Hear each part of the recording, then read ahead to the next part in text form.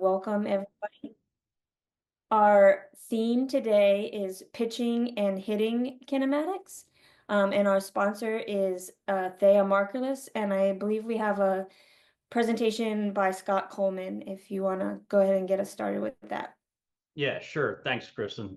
Let me just share my screen and start this. All right, we good, Kristen? Yes, you're good. Got it. Thanks. Always got to check. Yeah, so hello everyone. Thanks for the time. We'll be really quick here. I started with Thea coming over from Kinetrax in mid-February, so just about 3 months in here.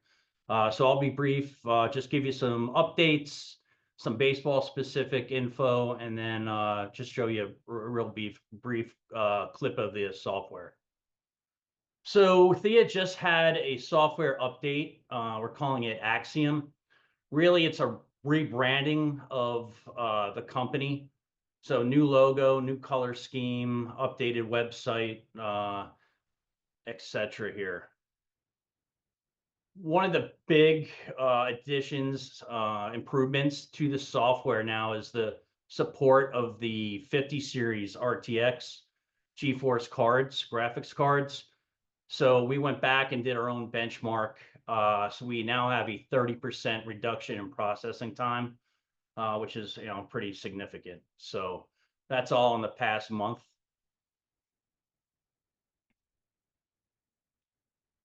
So we are hardware agnostic. We work with several marker-based motion capture companies, their hardware, their cameras, as well as some off-the-shelf solutions.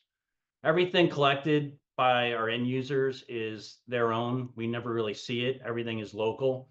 So unless you need some customer assistance, then everything is processed on site. We have over 35 validation papers right now. Those are published on our website. So we have about 20 more that are in process now that at least we're aware of. So overall, the accuracy or agreement to marker-based validation work is within a centimeter and to within 3 degrees. We have approximately 1,000 users right now worldwide. And this is kind of much the workflow of the system. So we have the hardware. Again, we don't manufacture our own hardware. Everything is third party.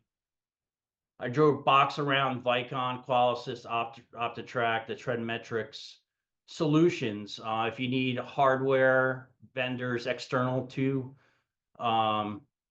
such as force plates and EMG, you would have to, due to the synchronization, we'd work with those vendors. And then other off-the-shelf cameras such as Sony, if you didn't need any of that other peripheral integration.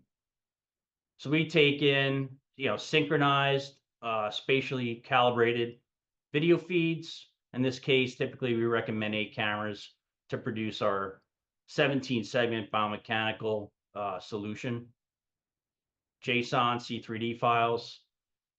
And on the baseball side, typically what we do is we'll bring it into Visual 3D and use reporting within Visual 3D. Customers can do whatever they like in other programming languages.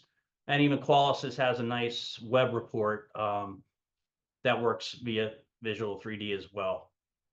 Brand new, just rolling out now this spring and summer. Driveline has their launch pad. They announced this at ABCA back in the beginning of January. So they're using Thea 3D as a markerless tracking algorithm model, and they have their own web reports. So they're targeting college programs, college baseball programs. With the first one, I hope to see roll out here in the beginning of the summertime. So we have quite an extensive portfolio of partners right now within MLB, the KBO, the NPB, college baseball programs, universities doing some research. and then as well as some private training facilities, PT clinics. One big addition that we expect in the next month is bat tracking. Up until this point in time, Thea has just tracked humans. So bat tracking should be here again in the next 4 weeks. So we're pretty excited about that. Right now, we actually have to use a hybrid system if we want bat tracking, where we add markers to the bat, and it's a combination of that marker-based and markerless solution. And for those of you that have not seen Thea, this is Thea software environment. So we would load up our video files, load the calibration file, and just process that data to give us our 3D 17 segment model.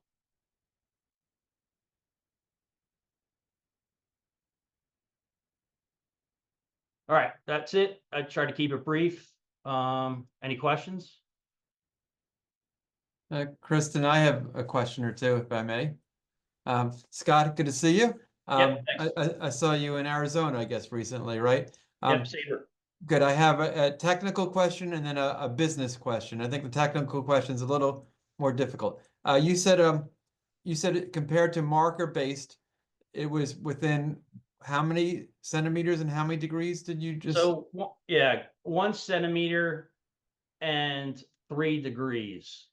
Okay, my comment about that is, in my experimenting of markerless versus marker-based, I'm seeing a bigger than that. You know, I don't remember off the top of my head, more like 5 to 10 degrees. Now, that being said, I don't think markerless or marker-based, either one is right or wrong. I'm just saying they're different. And I'm just questioning your comment about how close they really are to each other. Yeah, this is a culmination of the 35 plus validation papers out there right now, Glenn. Yeah. The models do change year to year. So something published in 2022 isn't quite, at least from the Thea standpoint, isn't really accurate or up to date. We are tracking 124 key points or virtual markers or landmarks on the body. So it's a lot different than some of the other markerless solutions out there. So, you know, this term markerless is kind of, it's this big umbrella, right? Whether it could be other companies, it could be 2D, it could be 2 cameras, it could be 1 camera, it could be Right. 8. So for the Thea system, a minimum of 8 cameras, that's what we're seeing. And a lot of this is done in gait, return to sport, Okay. functional movement screening activities. So not so much on the baseball side yet, though I think there are a handful of studies Okay. being conducted. I don't want to take up too much time. Thank you. And my Yeah, quick, just real quickly, Glenn, I just wanted to comment on that because Yeah. we presented this 2 years ago at ASB. It was 2.7 for elbow and knee flexion for Thea. So it technically was under 3 degrees, but for the other angles, especially the out of plane angles, it was a little bit higher. It was like closer to 5, 6 degrees okay. in baseball. So, thanks, Arnell and Scott. And my quick question, so we can move along, Scott, is Yep. about the business side of Thea. Again, when any of us want to do the biomechanics of a baseball player, we have to have the cameras that collect where they move. Then we have to compute their 3-dimensional motion, and then we have to spit out things we care about, like elbow angle versus time or whatever. And if I'm correct, Thea is doing the middle part. It's getting the data from cameras, and it's tracking, and it's doing the middle step, right? Exactly. So from a business point of view, people here or wherever can go to any of those companies, Vicon, Qualisys, whatever, and buy a markerless system, and they are buying something from Vicon, for example, and they're not paying Thea. Thea is just kind of within the Vicon package they buy, or does everyone buy a Thea directly, do business with you guys directly, or are you just kind of a company that's doing business through those other companies? Yeah, I understand the question. So it really depends on, it depends. It could go either way. You could buy directly from Thea, or you could go through Vicon and they could resell. Pretty much like Visual 3D in the past, or actually current and in the past. They could wrap all that up together and just resell Thea. I have a lot of calls day to day where I will go and hook them up with a hardware company. So it kind of goes both ways.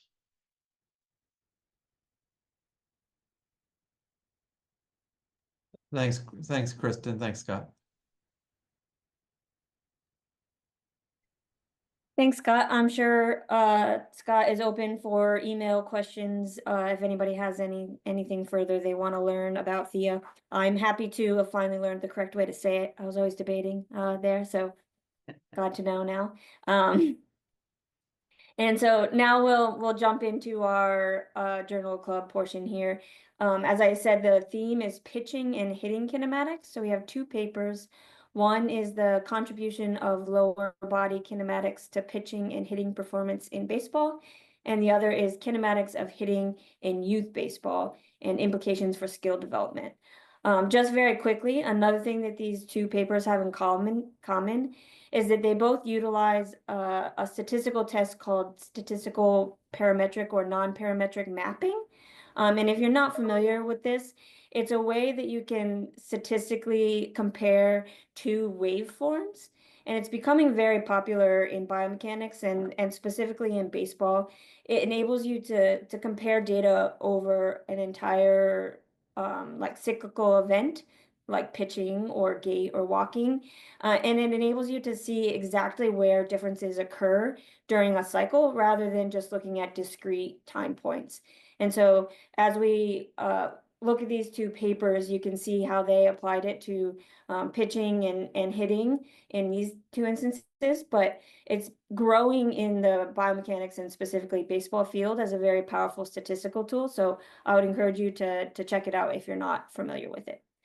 So our first paper is the contribution of lower body kinematics to pitching and hitting performance in baseball, and that's going to be presented by Mike Murray. All right, just share my screen. Okay.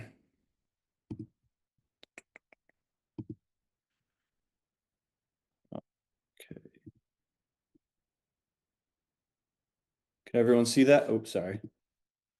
Can everyone see that? Yes, it looks great. Awesome. All right. Good afternoon, everyone. My name is Mike Murray. I'm a third-year medical student at Rush University Medical College in Chicago. And today I'm going to be presenting an article by Kiara Barrett called "The Contribution of Lower Body Kinematics to Pitching and Hitting in Baseball, Utilizing the Open Biomechanics Project," a study that's very apt to our conversation today. It was published in the Journal of Applied Biomechanics in 2024, and Mr. Barrett is from La Trobe University in Melbourne, Australia.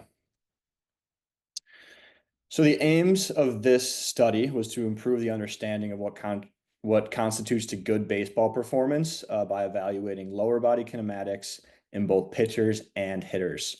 And the author used a data repository by Driveline Baseball called the Open Biomechanics Project.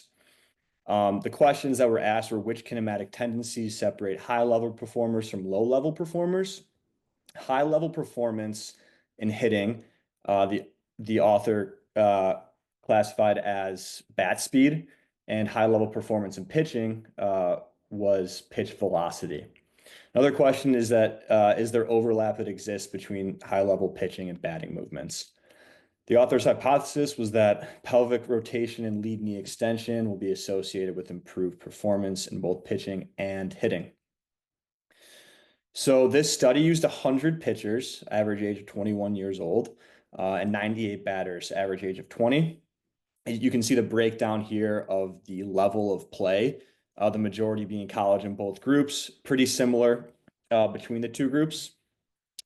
They used the data repository contained marker-based optical motion capture with 38 markers on both the pitchers and hitters, with an additional 10 markers on the bats of hitters. The players were stratified into 3 groups in both of the different pitching and batting larger groups. The average group was within 1 standard deviation of the mean of either bat speed or pitch velocity. The slow group was less than 1 standard deviation from the mean, and the fast group was more than 1 standard deviation from the mean. And we kind of touched on this earlier, but the slow and fast groups were compared using statistical non-parametric mapping, which allows for the data analysis across the entire movement, whether it be the swing or the delivery. So here are our results for our pitchers. So the max, this is a correlation analysis, so this is not yet the mapping, but this kind of just gauges the correlation of all these different movements for every single pitcher. So it showed that the maximum external rotation velocity of the trail hip had the strongest association with pitch velocity. This was 677 pitches were used for here. Another finding was related to lead knee extension. So lead knee extension velocity, maximum lead knee extension, and lead knee extension at ball release were all significant correlations with high performance in pitchers. This is our SNPM analysis that kind of confirms these. So this compares the slow and the fast groups. You can see like the angle vectors on top and then the velocities on bottom. So faster pitchers displayed faster lead knee extension velocity after peak knee height and after foot contact. The percentages that you might see in these results relate to what percent of the movement they were in. So something closer to peak knee height would be a lower percent. Something closer to ball release would be a higher percent, and FC stands for foot contact. Faster pitchers also had higher trail hip internal rotation velocity prior to foot contact and higher external trail hip rotation following foot contact. Here are results for the batters. The highest correlation with bat speed was maximum angular velocity of the pelvis. So that's the pelvic rotation on the plane. And like in the pitching group, extension of the lead knee had significant association with performance. So there was overlap there as well. Here's our SNPM analysis again. Like I said earlier, faster bat speed group had a greater lead knee extension velocity after foot contact. The faster bat speed group also had a higher trail hip internal rotation velocity after foot contact.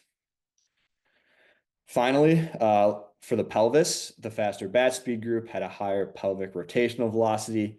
And if you remember earlier from the pitching results, there was no significance for pelvic rotation. So the author's take home of this study was that rotation of the trail hip appears to contribute to both performance in hitting and pitching. I want to say that like with a caveat here, the movements were essentially opposite though. For batters, they had faster internally rotated hip between foot contact and ball release. Like you can see Ken Griffey doing here, starting relatively externally rotated and then coming internally rotated at ball contact. The pitchers had it externally rotated hip at foot contact. So they're kind of opposite, but both relating to hip. Optimizing extension of the lead leg following foot contact is also important for both movements. Aroldis Chapman down here is relatively flexed in the first frame and then goes and snaps and extends that knee through ball release. That was the same for both pitchers and batters. Another important note is that pelvic rotation was not associated with higher pitch velocity, but it was the strongest predictor of bat speed. A few limitations stated by the author. One was the limitations in the marker set used.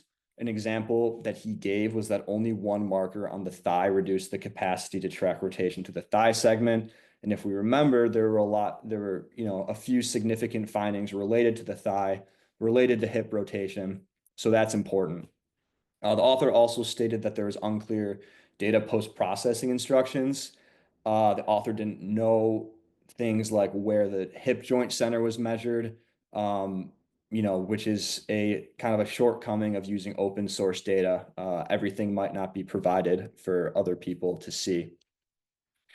In my opinion, there are a couple strengths of this paper. One was that I thought the study design was, very relevant for the implications of like broad spectrum athletic training, both pitching and hitting, incorporates, a ton of different movements, but trying to find an overlap could provide benefits. And I thought the major findings could be applied to training in young athletes, like those who might bat and pitch. Some weaknesses, I thought the major findings were contingent on the accuracy of collecting the data and processing the data, and just using kind of an open source data repository, comes with a few risks, that being one of them. High performance, the author classified as pitch velocity and bat speed. As we know, there's so much more than that. For pitching, it's spin rates, break, it's control.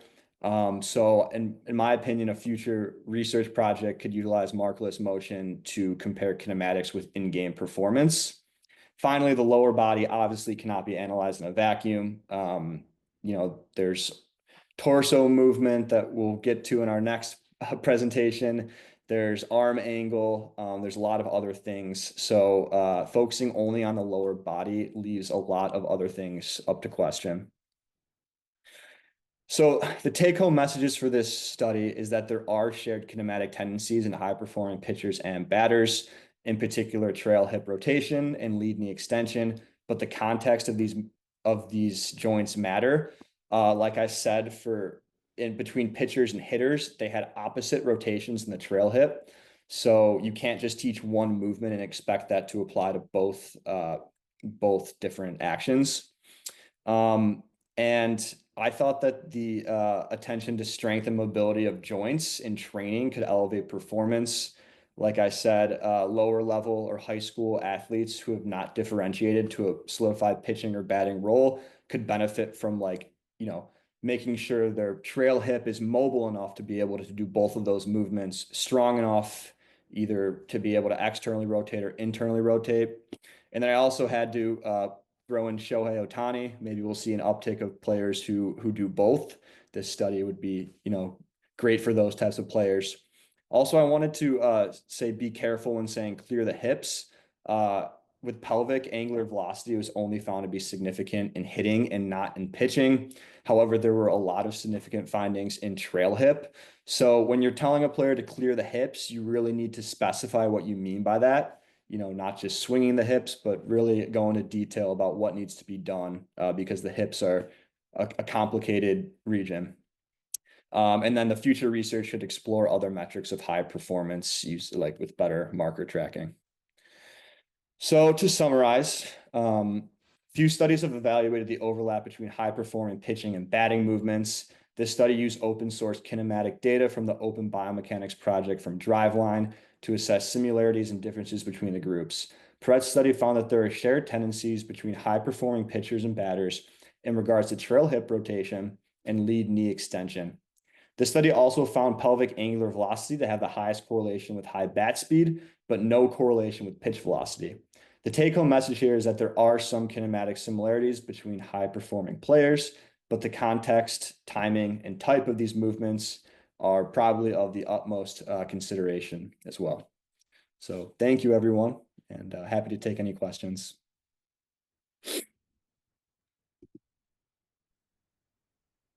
Thank you for that thorough presentation and overview. Does anybody have any questions or points of discussion? Glenn, you look like you want to say something. I do. Mike, could you good job. Can you put your thing back up for a second? Your presentation. Yes. And call up the slide where you show some of the graphs. Yep.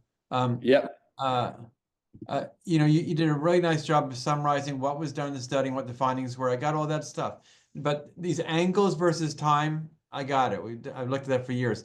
But the SNPM graphs on the bottom, I can't figure out how to read these things. Like the first one, where it's the velocity versus time, and then it has on the bottom left, then it has a little gradient areas that are under the curve. What are these graphs of? Do you know, or I can't figure this out? Yeah, so basically the x-axis is the time throughout the movement, based off percentages. So the foot contact, which is FC, is around 75%, 80%. Yeah, I got that. The gradient areas are anywhere there's significant differences between the slow and fast groups. But the gray area up here in the low gray area down here, it's not like they're like inverse of each other. You kind of have to go back up to the colored graph and see like which one was higher. So right here, so in the lead knee Yeah, flexion, can I just point out real quick, these don't necessarily go together though, because the top one is the joint angles and the bottom one is the velocities. And they actually did show the angle graphs. Yeah. In the article, they did have the angle ones and the angular velocities, to Kristen's point. But again, that bottom graph is, I understand the horizontal, the lead knee flexion velocity, let's say, and horizontal is time. Vertical, what is 5? 5 what? Is it degrees per second? Is it percent? I don't know what Glenn, is. it's a T statistic that is being mapped out throughout the pitching or hitting motion. So when it goes above that red dotted line, that's what we Yes. call a critical T statistic, then there's only a less than 5% probability that random noise would produce Right. the result, the difference that you see there. So it could, and it's omnidirectional, so it's either positive or negative. So whenever it crosses that critical T, then yes, Okay. during So that time, it's statistically the makes difference sense. is statistically significant. Okay, makes sense. So the vertical axis is a T, which is kind of like the inverse of a P value. And so a higher number means that they're more different. And if it's above a certain threshold, then it's significantly different. Okay, thank you. yep.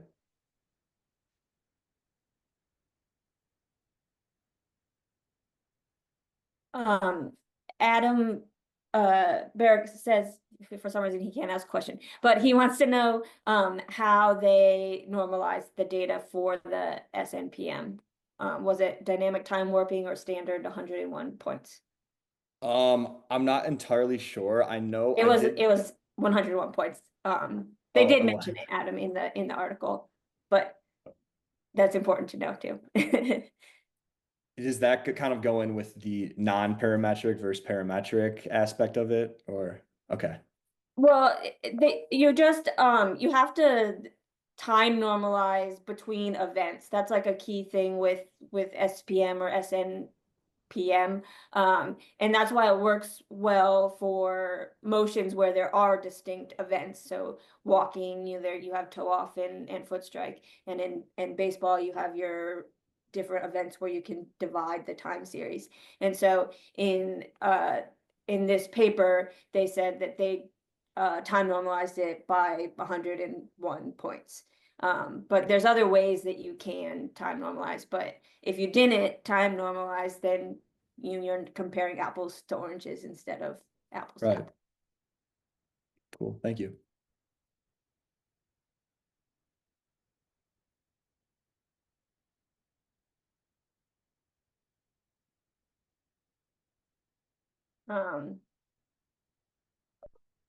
Mike, you might not be able to answer this. Maybe Arnell can, or someone that has done SNMP. But James asks, now technically you could set the value at 10 for the SNPM charts, right? If your alpha was at 0.10.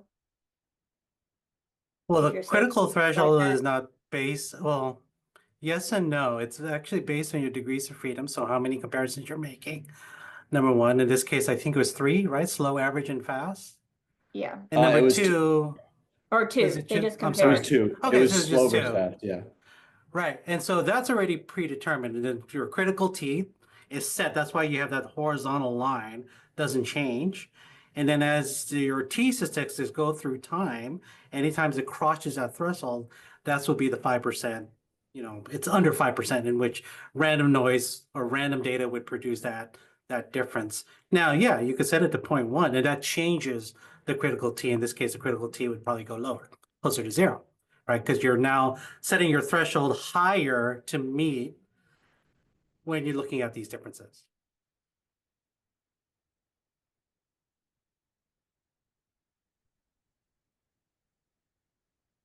Sorry, I can't read the chat either if there's anything Yeah, else. the Okay, chat yeah, is blowing up. mostly people are just answering each other's Oh, questions. okay. And everything. So you should be good. Does Okay. anybody have any other questions they want to voice or points of discussion? Mike, I thought you did a great job in presenting the paper. You mentioned about it's. Can you go to your slide? We were talking about take-home messages and things. I think it's your last slide. Yep. You talked about the hip. Was elaborate what the hip should actually clear the hips, correct? Yeah, Now, clear in the their hip. paper, so can you elaborate a little bit more on what you think the trail and lead hips should be doing in terms of clearing the hip for either hitting or throwing? Yeah. So when someone says clear the hips, in my opinion, my head, I mean, I only played high school baseball, but in my head, that goes to the pelvic angular velocity of getting the hips through, um, which wasn't significant in both groups here. But another way of clearing the hips, I guess, is that you are you're like clearing the thighs, I guess, the thigh of the trail leg in particular. And this study didn't find anything with the lead hip, but making sure you're kind of snapping your knee through that plane for a hitting motion, external to internal, or snapping your knee out of that plane for a pitching motion. Um, yeah, I just kind of wanted to point out that like there are a lot of things going on with the hips, and the author even said clear the hips in the paper. Like this has implications to that phrase. But there were things that did matter, and there were things that didn't matter in this study, at least when it came to the hips.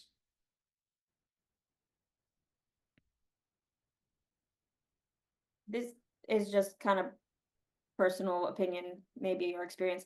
How much of like hip rotation do you think is actually like the femur or the hip rotating versus the pelvis rotating kind of on top of the femur?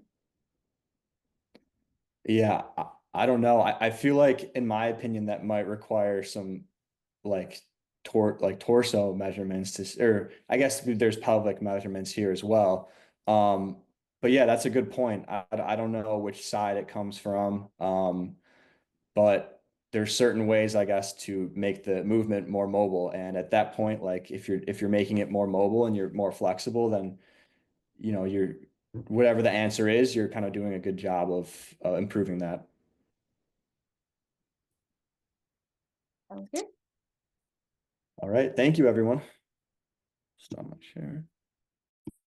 All right, our next article is kinematics of hitting in youth baseball, implications for skill development. And this is going to be presented by Kiara Barrett.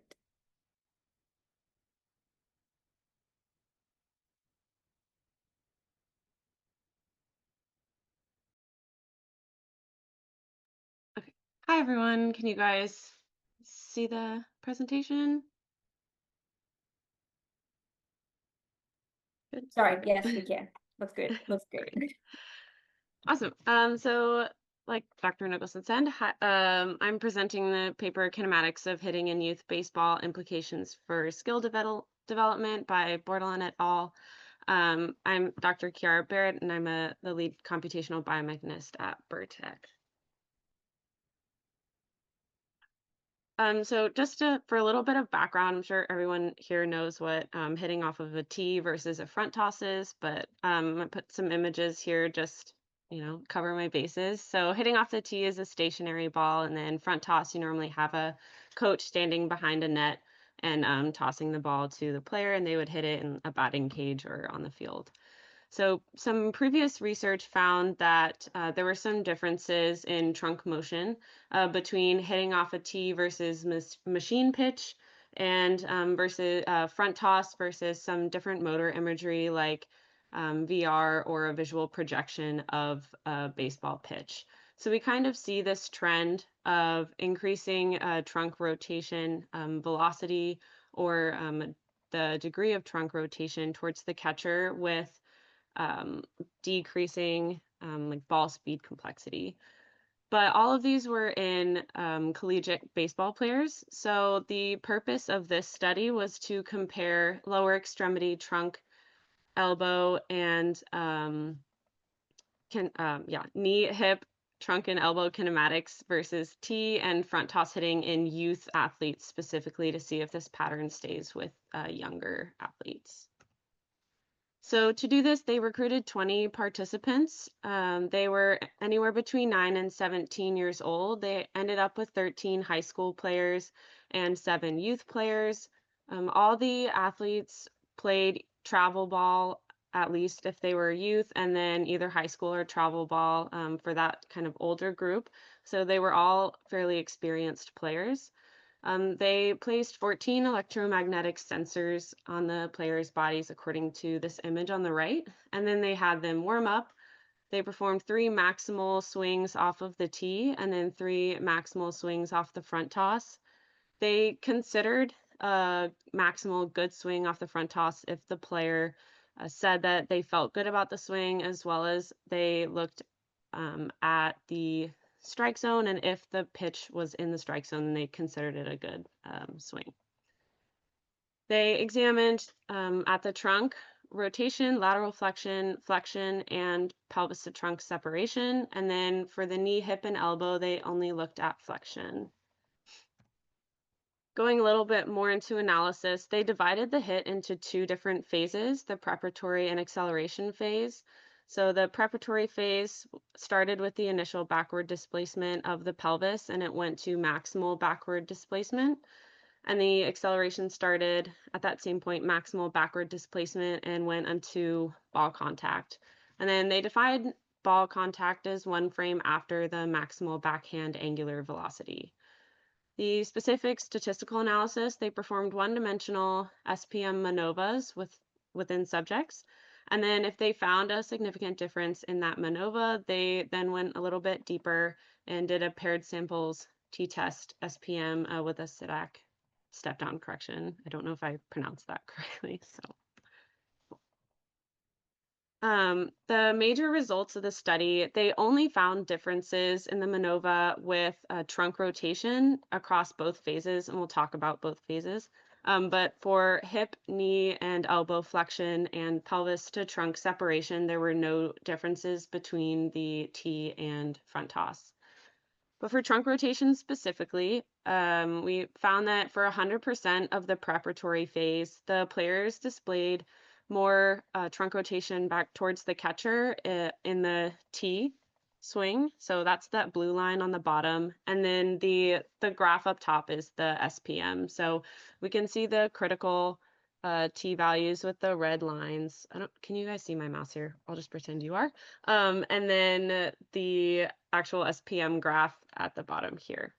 We do see your mouse. Okay, great. All right, awesome.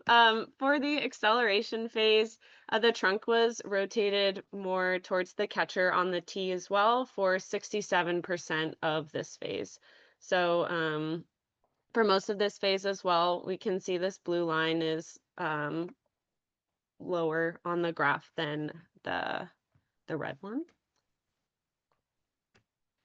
So for the author discussion, the tee hitting resulted in greater trunk rotation backwards, sort of towards the catcher, which is important to note for training program creation if you're wanting to work on maybe a larger range of motion.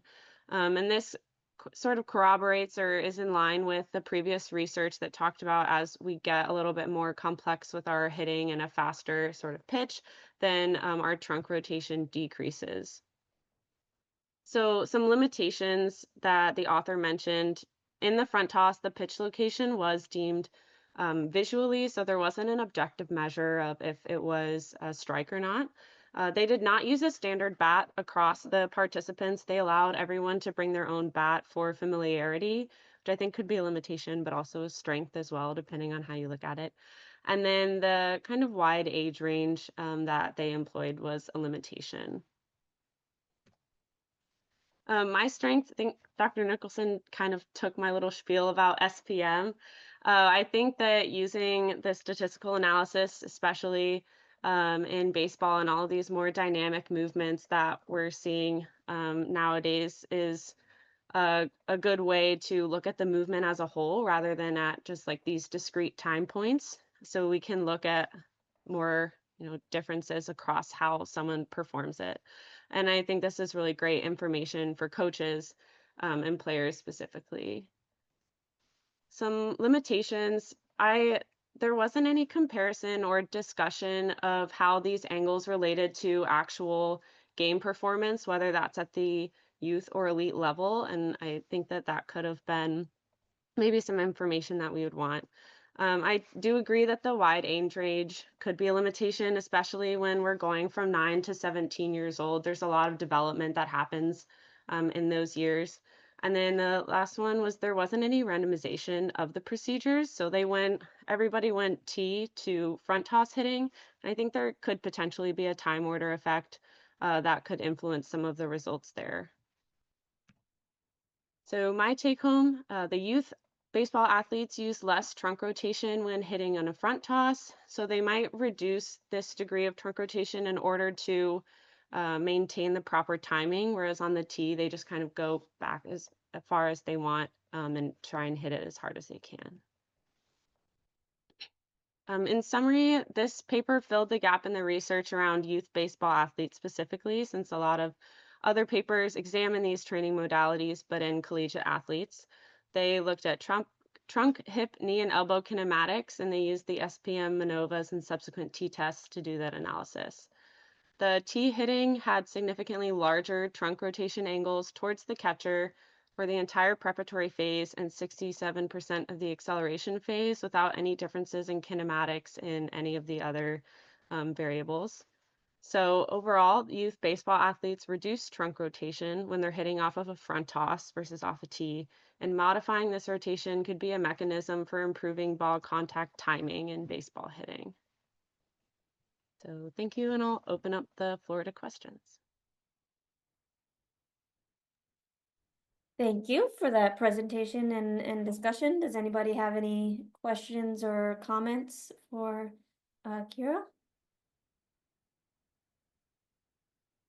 Sorry if this is kind of just an extension of what you're saying in your take home, but would we consider just essentially telling the kids to literally avoid teeing off or just focusing on, keeping that movement as similar to a game as they would so that they're not unintentionally messing up their timing, when it comes to games, because you do have those kids who look fantastic in practice and then when it comes to the game, they're really struggling.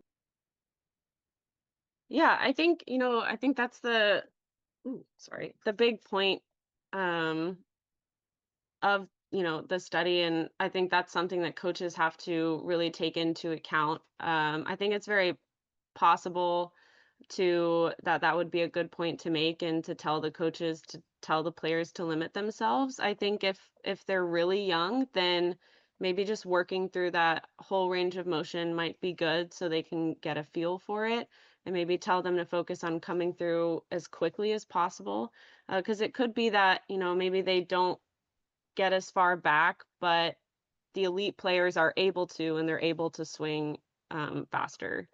So I think that's kind of where that comparison to what the elite or collegiate or the more high performing players are doing would come into play. And so we can see how kind of these numbers stack up against them and how we can look forward to train that.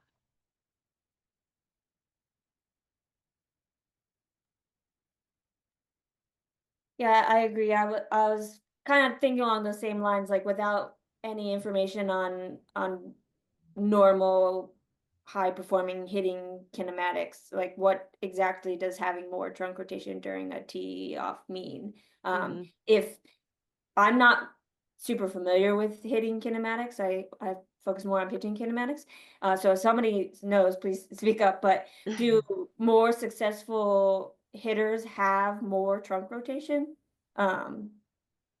So kind of opposite to what James was saying, would you want to use the tee exercises to kind of train more trunk rotation and try to get them to carry that through to soft toss and games, rather than trying to limit it while hitting off the tee?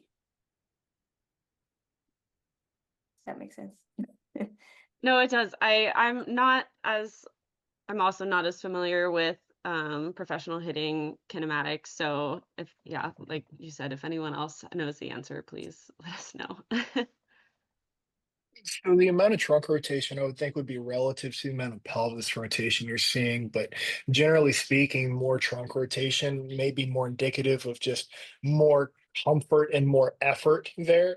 And because we're looking at different age groups, I wonder if maybe what we're seeing is a more of a motor control issue where they're still developing the skill, they're relatively new, and they're much more comfortable with that feed forward, and they haven't quite gotten to the point where they can process the information for the incoming ball. So maybe what this tells us is that we need to proportionally be working on front toss more if motor control is indeed the issue and not some physical capacity. There were similar results in the other studies that had collegiate players, though, correct? Yes. They did slightly different comparison. They didn't do front toss to tee specifically. One was front toss to machine pitching, or I'm sorry, tee to machine pitching, and then front toss to some different visual reality. But it seemed to follow this pattern where as the speed of the pitch increased, then the trunk rotation would decrease.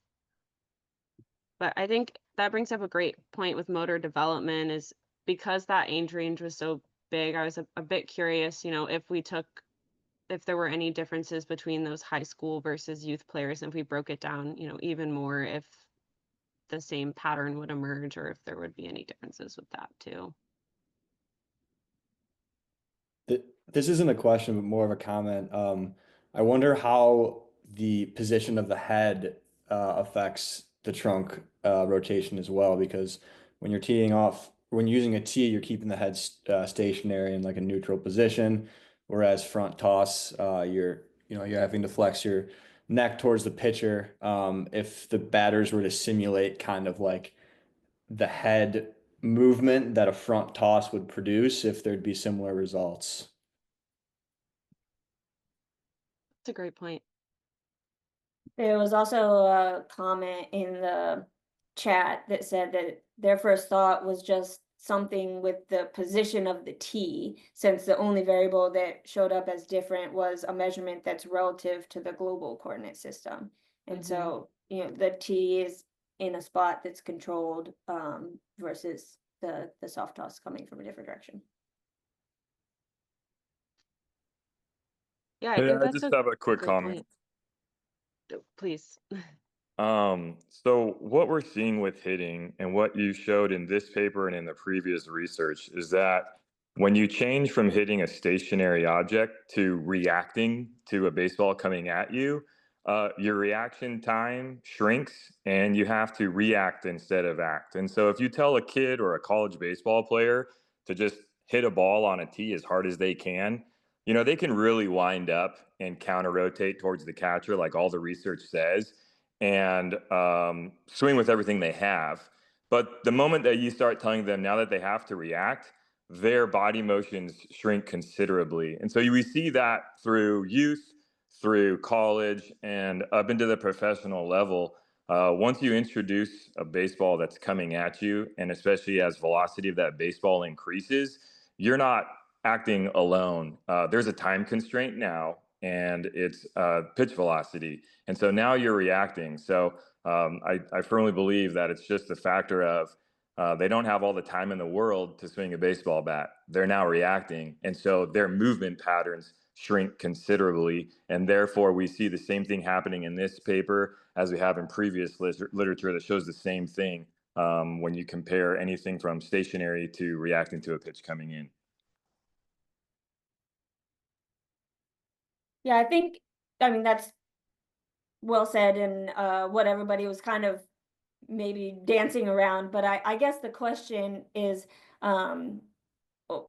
so what does this mean? Does this mean we shouldn't do hitting off a tee, or that we should focus more on other activities that more closely resemble what they face in a game? Or is there room to use a tee if you're trying to teach trunk rotation, or what implications does this actually have for skill development, I guess is the question. Yeah, I think if we, oh, sorry, were you asking me or? I just in general, Okay. if you have an answer, go for it. If somebody else does, that's great too. Um, sorry, it just says iPhone 159, but you can. Oh, this is Taylor. I'm with Okay. the Point Loma Biomechanics Lab, and work under Dr. Aguinaldo. I'll just jump in, both as someone who researches this and also someone who has 3 boys who play baseball. I think to me this says a couple of things, which is I think everybody here knows every individual athlete is a one of one. So there's going to be definitely times where there might be some kid who's struggling at the youth level, and hitting a baseball off a tee is going to be really valuable to them. I also want to bring up there was a talk about motor control. I think to me this is more of like how does someone learn and using more of a constraints based drills to focus on things where, hey, there might be a kid who has a really hard time disassociating his torso to his lower half, where everything just looks like a big block moving in space. Hey, hitting off a tee might be really great for that individual. But you have someone who might be really late and really slow and doesn't make a lot of contact, and you could see them and go, gosh, they're really counter rotating and they're really slow and they're always late. Probably you should take the tee away from them and have all their drills be front toss or hitting off a machine. But I think my take home message for me is, treat every single player as an individual and dive into their mechanics and see what they need help with. Thanks. Thank you for this great discussion surrounding this. Oh, Kenzie has a quick question, and then I have a follow-up, but go for it. Thanks. Yeah, I like the discussion and conversation. I agree so far with what everyone said. I guess what I'm thinking through is similar to what I'm forgetting iPhone 159's name right now, but do we need tee and front toss hitting to perfectly mimic one another? Like there's probably advantages to just doing tee practice and then just doing soft toss practice. Taylor, sorry, yeah, thanks. But at the same time, if you're trying to make a game like, I think it would be important to know that there are these discrepancies. So then you can't make a stationary tee reactionary, but knowing that there's going to be less of that trunk rotation away from the pitch before you begin your motion is probably also important if you're trying to simulate a little bit more of a game-like environment. I haven't coached hitting in a long time. I imagine though professionals are still using tees and doing all different types of modalities. So, but yeah, just thanks for the conversation. Thanks. Kiara and Mike, do you have any thoughts on tying the two papers together and the two studies together and what some global takeaways might be? Yeah. So the results of the 2 papers don't, I wouldn't say tie in too closely, especially because Kiara's paper said there weren't many lower body significant differences in the movements. But I do think that the mapping could be a valuable tool. The fact that you can kind of like contextualize the timing of a bunch of different players, like there were 100 players in both groups for mine, and being able to compare very specific moments in a swing could provide like utility in training and producing a good swing. I don't know if Kiara, you thought that as well. Yeah, I agree. I think there's a lot of great information in both of the players' papers. I was just thinking, like I said, it's a bit difficult to combine them just because this was the paper that I presented on was mostly trunk, and I don't think the other paper really talked about trunk at all because it was lower extremity. I did want to mention, I think, like everyone said, knowing this information is great, and I think there is still a place for the tee. I think just instead of having the players hit as hard as they can on the tee with this information, we can maybe change our verbal cues to them and have them focus on improving their like trunk rotation velocity, their pelvis rotation, and kind of bring maybe more of the the results from the other paper where we saw that pelvis and hip was important, and have a kind of a set space for them to be able to focus just on those kinematics with the T, and then hopefully that would transfer on later.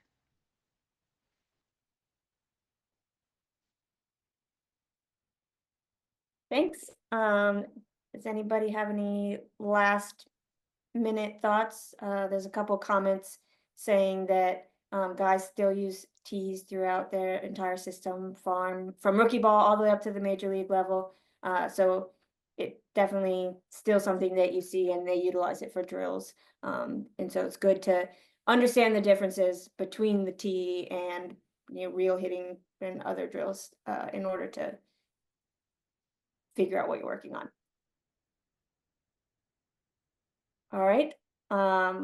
We're right on time, so I'll wrap it up. Our next journal club, I believe, will be the first Monday in August. So hope to see everybody there. I think second Monday in August, but yeah, Second it'll be Monday in August? Oh, okay. The second Monday in August, sorry. And but thank you all for being here today, and I hope you have a great summer. And thank you to Thea and Scott Coleman. He put his information in the chat if anybody wants to reach out or follow them on X. And thank you, Kiara and Mike, for presenting our articles today. And there's Scott. So all right, thanks.